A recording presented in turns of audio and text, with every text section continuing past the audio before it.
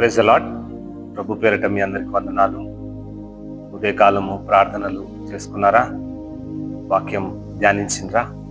మరి అనుదిన ఆహారంగా నేడు ఉదయకాలం దావీదు రాసిన కీర్తనల గ్రంథం 37వ అధ్యాయము 4వ వచనం చదివి దేవుని మహిమపరుస్తాం.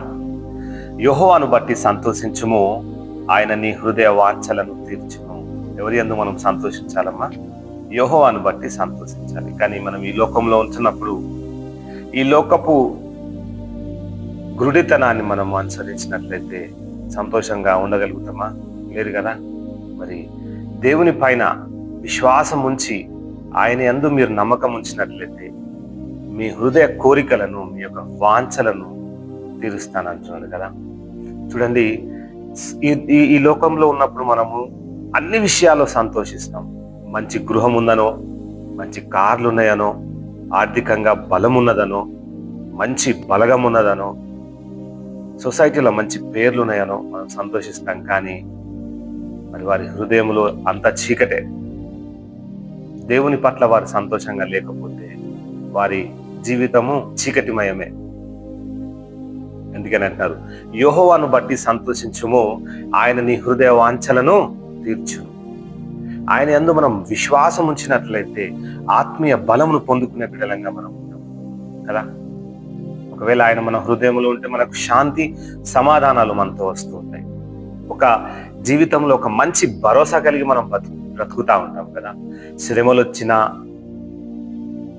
బాధలు వచ్చినా నిట్టూర్పులో మనం పడకుండా ఒకవేళ ఆయన మన ఆత్మీయ బంధంగా మనం ఏర్పడినట్లయితే ఆయన ద్వారా ఇవన్నిటినీ కూడా మనము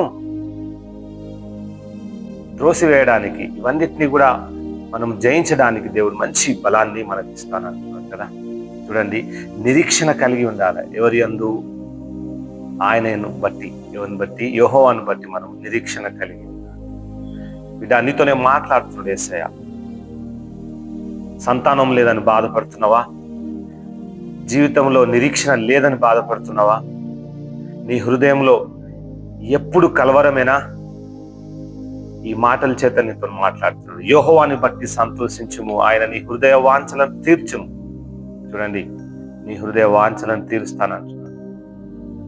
నీకు కావలసినటువంటి మంచి ఈవులను ఇస్తానంటున్నాడు. ఆయనతో మీరు సంతోషంగా ఉండాలని ఈరోజు మీతోనే మాట్లాడుతున్నాడు. రండి యేసు ప్రభుల వారి దగ్గరికి.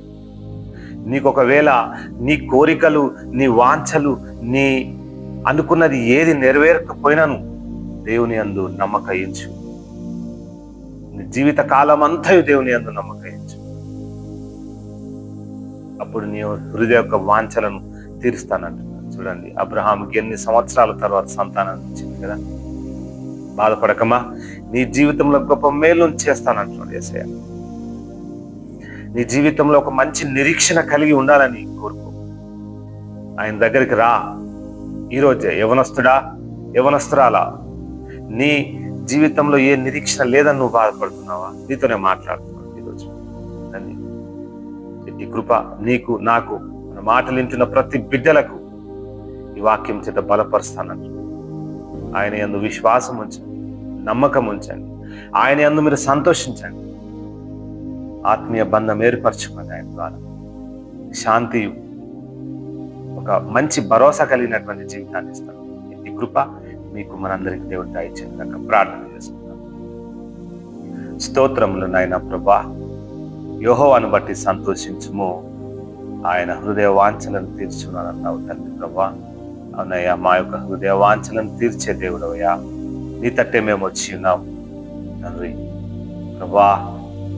వాక్యంలో ఏకీభవిస్తున్న బిడ్డల హృదయంలో గొప్ప కార్యం జరిగించమని వేడుకొచ్చున్నాం తండ్రి. నాయన, సంతానము లేక బాధపడుతున్న బిడ్డలను బట్టి మేము ప్రార్థిస్తున్నాం అయ్యా. ఈ లోకంలో జీవిస్తుండగా వారి పట్ల నిరీక్షణ లేకుండా బాధపడుతున్న బిడ్డలందరి కొరకు మేము ప్రార్థిస్తున్నాం. యవనస్తుడు, యవనస్తురాల కొరకు ప్రత్యేకంగా నాయన ప్రభా, వారి హృదయ వాంఛలను తీర్చే దేవుడవయ్యా. నాయన, నీకే స్తోత్రములు తండ్రి ప్రభా. ఆత్మీయ బంధం ఏర్పరచుకొని నీ రాకడ నిమిత్తమై ప్రభా, ఆయన ప్రభా, వారు నిత్యము ఆనందించులాగున, నీ యందు నమ్మకం ఉంచులాగున అయా, నీ యందు సంతోషించులాగున అయా జీవించే కృపను బిడ్డలకు దయచేయమని వేడుకోవచ్చు. ఈరోజు మాటలు వింటున్న ప్రతి కుటుంబంని, ప్రతి పిల్లలను, ప్రతి బిడ్డలను, యవనస్తురాండ్లను, తల్లిదండ్రులను బట్టి మేము ప్రార్థిస్తున్నాం. యెహోవాను బట్టి వారందరూ సంతోషించుచుండగా ఆయన ప్రభా వారి హృదయ వాంఛలను తీర్చే దేవుడు ఈ రోజంతయు వారి అక్కరలలో, అవసరతలో మీరే తోడై ఉండుమని, నీ సాక్షి బిడ్డలుగా నిలబెట్టుకోనమని నజరేయుడైన నమ్మదగిన యేసు నామమున అడిగి వేడుకొంచున్నాం తండ్రి. ఆమేన్. Praise the lord.